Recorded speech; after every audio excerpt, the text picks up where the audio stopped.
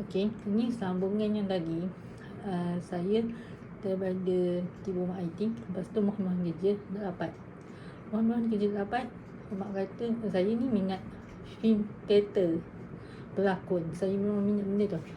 Saya memang ingat nak pergi lah ke Lembau Negeri Sembilan kan.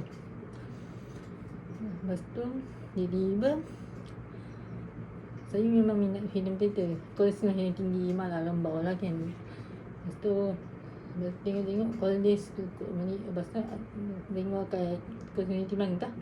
Saya tengok mak community kota tinggi apa. Mak dia telah follow up, dia terus call kan community random untuk saya sambung ambil bidang akuntansi. Yang untuk yang bisnes. Saya daripada sastra ke IT ke akaun. Bila IT ke akaun kita masa kat SPM kita ada ambil akaun. Kita ada ambil email, ambil benda asas gitu. Bila kita ambil akaun, kita bukan dari akaun, kita memang sakit. Oh, aku duduk sini, aku kena belajar.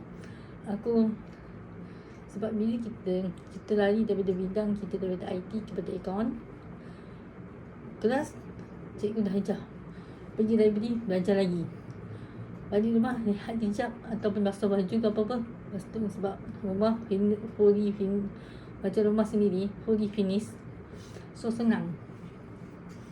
Lepas tu kalau malam tu kita orang ada discussion gitu kat luar. Kalau macam ada kerja perbincangan, ada kumpulan, kita akan ada discussion gitu kat luar koridor rumah. Lepas tu kalau misalnya kalau tak ada discussion gitu, kita akan buat dalam rumah dengan kawan-kawan bercampur khusus. Dia cuma pesta yang rumah tu cuma pesta dengan akaun sahaja.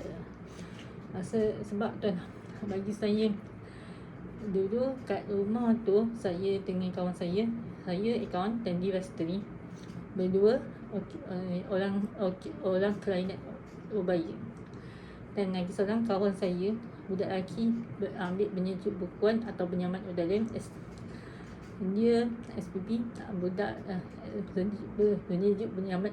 penyejuk bukuan lah, penyaman udara punya aircon lah. Dia ambil bidang tu.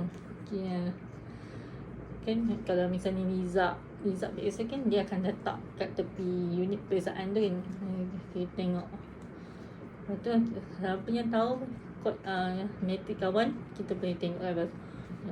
Macam masa saya nak habis tu, saya bagi yang kata smart. Tapi sekarang budak yang saya kata budak aman bukuan tu, penyejuk bukuan dan penyaman udara tu, dia dah kerja dah pun sekarang ni. Saya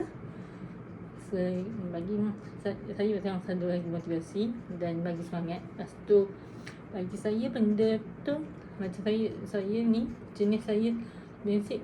Kalau saya ni dah berjaya, saya akan bantu kawan saya lagi berjaya. Saya tak daripada sijil IT di Mama IT tak pernah dapat 3 pun. Tapi bila masuk akaun, alhamdulillah antara saya yang dari kelas pergi library, balik rumah study balik, alhamdulillah pointer saya dapat 3 and above. Itu pun dah menteri tangga. Masuk poli pula saya ambil bidang diploma berbahasa Islam.